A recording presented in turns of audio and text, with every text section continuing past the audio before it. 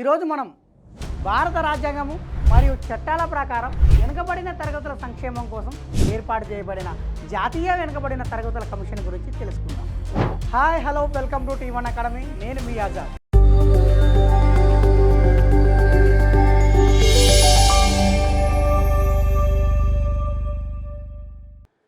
జాతీయ వెనుకబడిన తరగతుల కమిషన్ ఇది ఎప్పుడు ఏర్పడింది తెలుసుకోవడానికంటే ముందు అసలు దీని ఏర్పాటుకు గల మూలాలు ఎక్కడెక్కడ ఉన్నాయో మీకు తెలియాలి.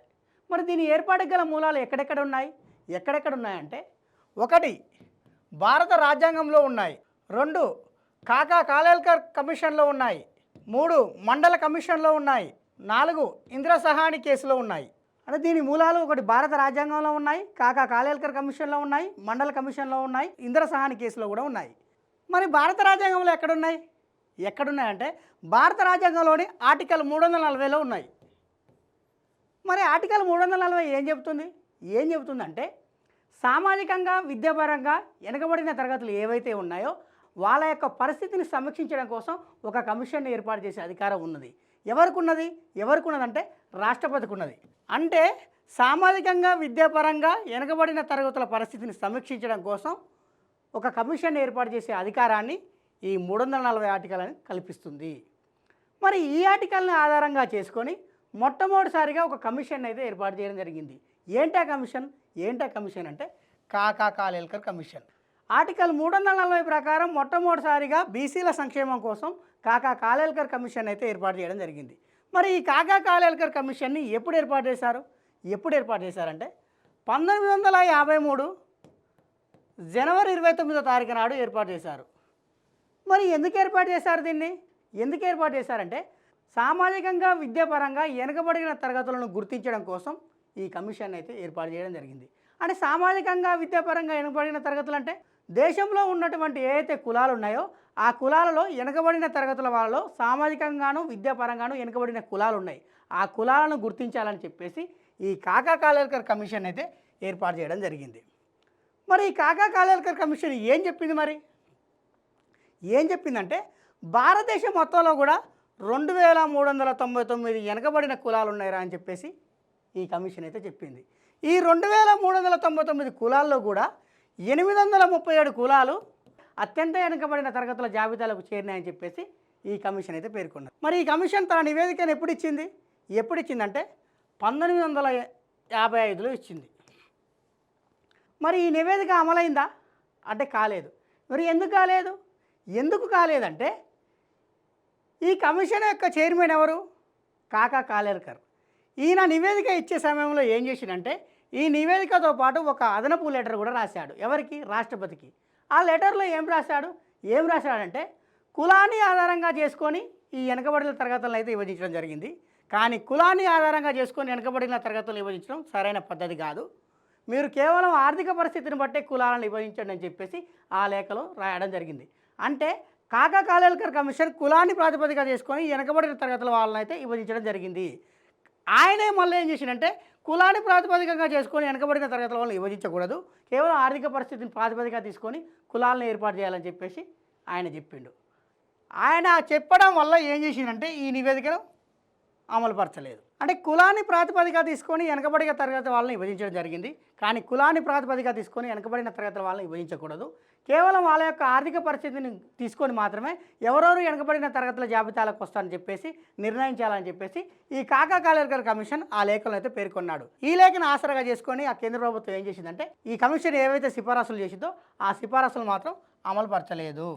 మరి ఈ నివేదికను అయితే అమలుపరచలేదు. మరి అటు తర్వాత ఏం జరిగిందంటే సుమారుగా 15 సంవత్సరాల తర్వాత ఏమైందంటే మళ్ళొక కమిషన్ ఏర్పాటు చేశారు. ఏ కమిషన్ అంటే మండల కమిషన్. మరి ఈ మండల కమిషన్ ఎప్పుడు ఏర్పాటు చేశారంటే 1979 జనవరి 1వ తారీఖు నాడు ఏర్పాటు చేశారు.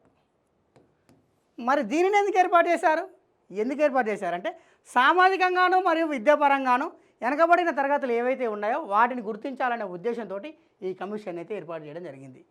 మరి ఈ కమిషన్ ఏం చేసిందంటే 11 సూచికలను తీసుకుంది. అంటే వెనకబడిన తరగతుల వారు ఎవరెవరు ఉన్నారని తెలియడం కోసం 11 సూచికలను అయితే ఎంపిక చేసుకుంది. ఈ 11 సూచికలను 3 వర్గాలుగా విభజించుకుంది. ఏంటంటే అది ఒకటి సామాజిక సూచిక అని, 2 విద్యాపరమైన సూచిక అని, 3 ఆర్థిక సూచికని ఈ సూచికను ఆధారంగా చేసుకొని ఇదైతే వెనకబడిన కులాలను అయితే పేర్కొనడం జరిగింది. వెనకబడిన కులాలు ఎన్నని చెప్పింది మరి ఈ మండల కమిషను? వెనకబడిన కులాలను ఎన్నని చెప్పింది. ఎన్నని చెప్పిందంటే 3743 వెనకబడిన కులాలు ఉన్నాయి భారతదేశంలో అని చెప్పేసి ఈ మండల కమిషన్ చెప్పింది. మరి ఈ కమిషన్ తన నివేదికను ఎప్పుడు ఇచ్చిందంటే 1980లో ఇచ్చింది. మరి ఈ నివేదికలో ఏం పేర్కొన్నదంటే కాకా కాలేల్కర్ కమిషన్ కులాన్ని ప్రాతిపదికగా తీసుకొని వెనకబడిన తరగతులను అయితే విభజించడం జరిగింది. కానీ కులాన్ని ప్రాతిపదికగా తీసుకోకుండా కేవలం వాళ్ళ యొక్క ఆర్థిక పరిస్థితిని మాత్రమే ఆధారంగా తీసుకొని నేనైతే వెనకబడిన తరగతులను అయితే పేర్కొన్నానని చెప్పేసి ఈ మండల కమిషన్ అయితే చెప్పింది. ఈ మండల కమిషన్ ప్రకారం మొత్తం ఎన్ని కులాలు ఉన్నాయి? అప్పుడు వెనకబడిన కులాలు ఎన్ని ఉన్నాయంటే 3743 వెనకబడిన తరగతులను అయితే పేర్కొనడం జరిగింది. మరి ఈ మండల కమిషన్ చేసిన సిఫారసులు ఏవైతే ఉన్నాయో ఆ సిఫారసులు అమలుపరిచారా అంటే అమలుపరచలేదు. ఎప్పటివరకు అమలుపరచలేదంటే ఇది కమిషన్ ఇచ్చిన 10 సంవత్సరాల వరకు కూడా ఈ సిఫారసులను అయితే అమలుపరచలేదు. మరి ఇది చేసిన సిఫారసులు ఏంటి అంటే భారతదేశంలో దాదాపుగా 52% జనాభా ఈ బీసీ జనాభానే ఉందని చెప్పేసి ఈ కమిషన్ అయితే పేర్కొన్నది. అంతేకాకుండా ఈ బీసీ వాళ్ళకు అన్ని కేంద్ర ప్రభుత్వ ఉద్యోగాల్లో కూడా 27% రిజర్వేషన్ కల్పించాలని చెప్పేసి ఈ కమిషన్ అయితే పేర్కొనడం జరిగింది. మరి వీటిని ఎప్పుడు అమలు పరిచారంటే 1990లో వీపీ సింగ్ ప్రభుత్వం ఎప్పుడైతే ఏర్పడిందో ఆ కాలంలో ఈ యొక్క సిఫారసులను అయితే అమలుపరచడం జరిగింది. ఏ సిఫారసులను? మండల కమిషన్ యొక్క సిఫారసులను. మరి ఇది కేవలం 27% మాత్రమే రిజర్వేషన్ కల్పించాలని ఎందుకన్నదంటే యాక్చువల్గా సుప్రీంకోర్టు ఇచ్చిన తీర్పు ప్రకారం ఏంటంటే మనం భారతదేశంలో 50%కి మించి రిజర్వేషన్లు అయితే ఉండకూడదు అని చెప్పేసి ఒక తీర్పు అయితే ఇచ్చింది. ఆ తీర్పును అనుసరించి ఈ మండల కమిషన్ ఏం చేసిందంటే ఈ బీసీ వాళ్ళు ఎవరైతే ఉన్నారో వాళ్ళకు 27% రిజర్వేషన్ ఇవ్వండి అని చెప్పేసి పేర్కొన్నది. 27% ఎందుకు పేర్కొన్నదంటే అప్పటి వరకు ఎస్సీ ఎస్టీలకు 22.5% రిజర్వేషన్ ఆల్రెడీ ఉన్నది. ఉండాల్సిన రిజర్వేషన్ ఎంత మొత్తం అంటే 50%. ఈ 50%లో ఆల్రెడీ 22.5% రిజర్వేషన్ ఎస్సీ ఎస్టీ వాళ్ళకే పోయినది. ఇక మిగిలినదే 27.5%. కాబట్టి 27.5% ఇస్తే బాగుండదు. కాబట్టి కేవలం ఒక 5% తగ్గించి 27%నే ఈ మండల కమిషన్ అయితే పేర్కొనడం జరిగింది. ఒకవేళ 52% జనాభా ఉన్నప్పటికీ ఈయన 27.5% పేర్కొనడానికి కారణం ఏంటంటే ఎక్కువ కాక చేసిందనుకో అప్పటికే 50% దాటిపోద్ది. కాబట్టి అది సాధ్యపడదు. కాబట్టి 50%కి దరిదాపులుగా ఏదైతే ఫిగర్ ఉంటుందో ఆ ఫిగర్నే ఈ మండల కమిషన్ అయితే పేర్కొనడం జరిగింది. ఆ ఫిగర్ ఎంత అంటే 27%. మరి ఈ 27% రిజర్వేషన్ అమలైందా అంటే 10 సంవత్సరాల వరకు అమలు కాలేదు. కానీ 10 సంవత్సరాల తర్వాత దీన్ని అమలు చేశారు. ఎవరు చేశారు? వీపీ సింగ్ ప్రభుత్వం చేసింది. ఏ సంవత్సరంలో? 1990లో. 1990లో మీరు కేంద్ర ప్రభుత్వ ఉద్యోగాల్లో బీసీలకు 27% రిజర్వేషన్ కల్పిస్తున్నట్టు ఆమోదం అయితే తెలిపింది. మరి ఈ ఆమోదం అయితే తెలిపింది. అటు తర్వాత ఏం జరిగిందంటే ఎప్పుడైతే వీపీ సింగ్ ప్రభుత్వం ఈ బీసీ వాళ్ళకు 27% రిజర్వేషన్ కల్పించాలని చట్టం చేసిందో ఆ చట్టానికి నిరసనగా వెంటనే ఆందోళన చేపట్టారు. ఆందోళన చేపట్టడంతో పాటు ఈ మండల కమిషన్ ఏదైతే సిఫారసులు చేసిరో ఈ సిఫారసులపై కేసు కూడా వేశారు. ఏమనేసారంటే ఈ 27% రిజర్వేషన్ వీళ్ళకి ఇవ్వద్దు అని చెప్పేసి కేసు వేశారు. మరి ఈ కేసు చెల్లలేదా అంటే చెల్లలేదు. ఎందుకు చెల్లలేదంటే 50% రిజర్వేషన్లు మించకూడదని చెప్పుకున్నారు. కాబట్టి 27% ఇవ్వడంలో తప్పు లేదని చెప్పేసి సుప్రీంకోర్టు భావించింది. ఏ కేసులో భావించిందంటే ఇందిరా సహాని కేసులో భావించింది. అంటే ఇందిరా సహాని కేసులో సుప్రీంకోర్టు ఏం తీర్పు ఇచ్చిందంటే మండల కమిషన్ ఏదైతే సిఫారసు చేసిన 27% రిజర్వేషన్లు ఏవైతే ఉన్నాయో అవి చట్ట విరుద్ధం కాదండి, చట్టయోగమే అని చెప్పేసి, చట్ట ఆమోదమే అని చెప్పేసి ఈ ఇందిరా సహాని కేసులో అయితే స్పష్టంగా తీర్పునైతే ఇచ్చింది. అంతేకాకుండా ఈ బీసీల సంక్షేమం కోసం ఒక శాశ్వతమైన సంస్థ ఉండాలి, చట్టబద్ధమైన సంస్థ ఉండాలి, వెంటనే చట్టబద్ధమైన సంస్థను ఏర్పాటు చేయండి అని చెప్పి ఈ ఇందిరా సహాని కేసులో సుప్రీంకోర్టు తీర్పునిచ్చింది. అలా సుప్రీంకోర్టు ఇచ్చిన తీర్పును అనుసరించే ఈ ఎన్సీబీసీ అనే చట్టం ఏర్పాటు చేయబడింది. ఎన్సీబీసీ చట్టం ఎప్పుడు ఏర్పాటు చేయబడింది అంటే 1993లో ఏర్పాటు చేయబడింది. అంటే ఎన్సీబీసీ చట్టం ప్రకారం 1993 ఆగస్టు 14వ తారీఖున ఈ జాతీయ వెనుకబడిన తరగతుల కమిషన్ను ఏర్పాటు చేయడం జరిగింది. మరి ఈ జాతీయ వెనుకబడిన తరగతుల కమిషన్ ఎందుకు ఏర్పాటు చేశారంటే ఏ కులాలు వెనుకబడిన తరగతుల జాబితాలోకి వస్తాయో తెలుసుకోవడం కోసం మాత్రమే ఈ జాతీయ వెనుకబడిన తరగతుల కమిషన్ అయితే ఏర్పాటు చేయడం జరిగింది. మరి ఇది చట్టబద్ధ సంస్థనా రాజ్యాంగబద్ధ సంస్థనా అంటే 2018 వరకు కూడా ఈ ఎన్సిబిసి అనేది చట్టబద్ధ సంస్థ. 2018 తర్వాత ఇది రాజ్యాంగబద్ధ సంస్థ. అదేంటి ఉంటే చట్టబద్ధ సంస్థ ఉండాలి లేకపోతే రాజ్యాంగబద్ధ సంస్థ ఉండాలి. మరి ఇది 2018 ముందేమో చట్టబద్ధ సంస్థ అయింది, 2018 తర్వాత రాజ్యాంగబద్ధ సంస్థ ఎలా అయిందంటే యాక్చువల్గా ఈ ఎన్సిబిసిని ఎందుకు ఏర్పాటు చేశారంటే వెనకబడిన కులాలు ఏవే ఉన్నాయో వాటిని మాత్రమే గుర్తించడం కోసం మాత్రమే ఈ ఎన్సిబిసిని ఏర్పాటు చేశారు. అంటే ఏ కులాలు ఏ జాబితాలోకి వస్తాయి, ఏ కులాలను ఉంచాలి, ఏ కులాలను తొలగించాలనే ఉద్దేశంతో ఈ ఎన్సిబిసిని ఏర్పాటు చేశారు. ఎప్పుడు 1993లో. మరి అటు తర్వాత 2018 తర్వాత ఇది రాజ్యాంగబద్ధ సంస్థగా ఎలా మారిందంటే ఇక్కడ కేవలం ఏ కులాలు ఏ జాబితాలకు వస్తాయని మాత్రమే ఈ పని చేసేది. కానీ ఇక్కడ అలా కాదండి. ఏ కులాలు ఏ జాబితాలకు వస్తాయని కాకుండా వీళ్ళ యొక్క సంక్షేమం కోసం మరియు ఈ బీసీ వాళ్ళు ఎవరైతే ఉన్నారో ఈ బీసీ వాళ్ళకు సరైన పథకాలు అందుతున్నాయా, సరైన రిజర్వేషన్లు అందుతున్నాయా వాటిని కూడా పరిశీలించడం కోసం ఎన్సిబిసికి సంస్థకైతే రాజ్యాంగబద్ధమైన హోదాను కల్పించడం జరిగింది. మరి ఈ ఎన్సిబిసికి రాజ్యాంగబద్ధమైన హోదాను ఎప్పుడు కల్పించారంటే 2018లో కల్పించారు. మరి 2018లో ఏ రాజ్యాంగ సవరణ ద్వారా దీనికి రాజ్యాంగబద్ధ హోదాను కల్పించారు? ఏ రాజ్యాంగ సవరణ ద్వారా అంటే 102వ రాజ్యాంగ సవరణ ద్వారా.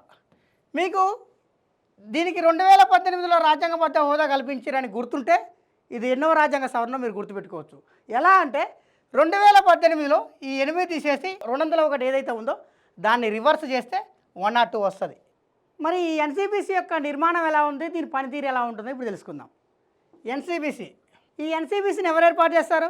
2018కు ముందుకైతేనేమో కేంద్ర ప్రభుత్వం ఏర్పాటు చేసేది, 2018 తర్వాత అయితేనేమో రాష్ట్రపతి ఏర్పాటు చేస్తాడు. కేంద్ర ప్రభుత్వం ఏర్పాటు చేసేది అయితేనేమో చట్టబద్ధ సంస్థ, అదే రాష్ట్రపతి ఏర్పాటు చేస్తేనేమో అది రాజ్యాంగబద్ధ సంస్థ. 2018 కంటే ముందు అయితేనేమో ఇది చట్టబద్ధ సంస్థ, 2018 తర్వాత అయితేనేమో ఇది రాజ్యాంగబద్ధ సంస్థ. ఇప్పుడు దీన్ని ఏర్పాటు చేసేది రాష్ట్రపతే, దీని నివేదిక ఇచ్చేది కూడా రాష్ట్రపతికే, వీళ్ళని తొలగించేది కూడా రాష్ట్రపతే, వీళ్ళు రాజీనామా చేసినా కానీ రాష్ట్రపతికే ఇవ్వాలి. మరి ఈ ఎన్సిబిసి నిర్మాణంలో ఎవరెవరు ఉంటారు, ఎంతమంది ఉంటారంటే 5 ఉంటారు.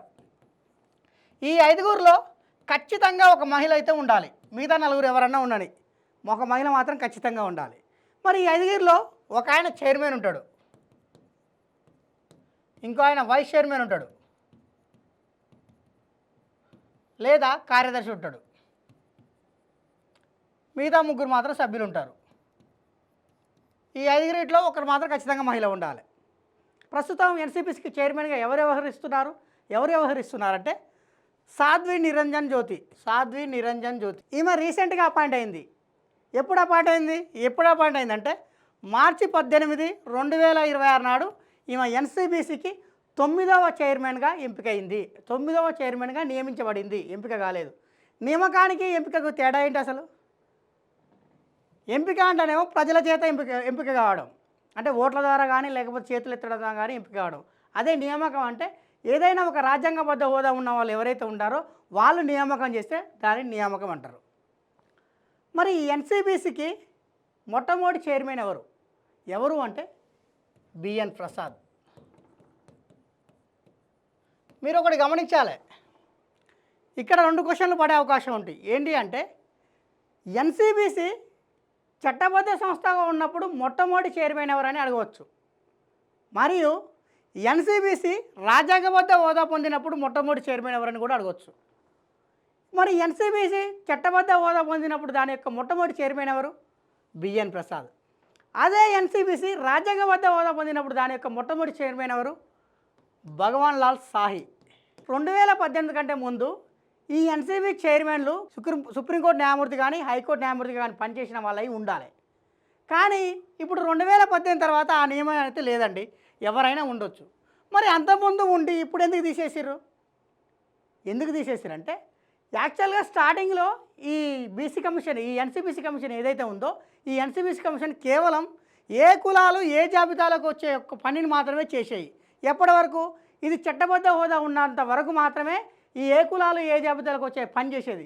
కానీ ఎప్పుడైతే రాజ్యాంగబద్ధ హోదా పొందినో అప్పటి నుండి కేవలం ఏ కులాలు ఏ జాబితాలకు వచ్చే పనే కాకుండా ఈ బీసీల సంక్షేమం కోసం ప్రభుత్వాలు ఏ అయితే పథకాలు ప్రవేశపెడుతున్నాయో ఆ పథకాలు సరిగ్గా అమలు పరుస్తున్నారా పరుస్తలేరా, బీసీల సంక్షేమం కోసం తగిన సూచనలు చేస్తున్నారా చేస్తలేరా, అలాంటి విషయాలను కూడా ఈ బీసీ కమిషన్ అయితే పరిశీలిస్తుంది.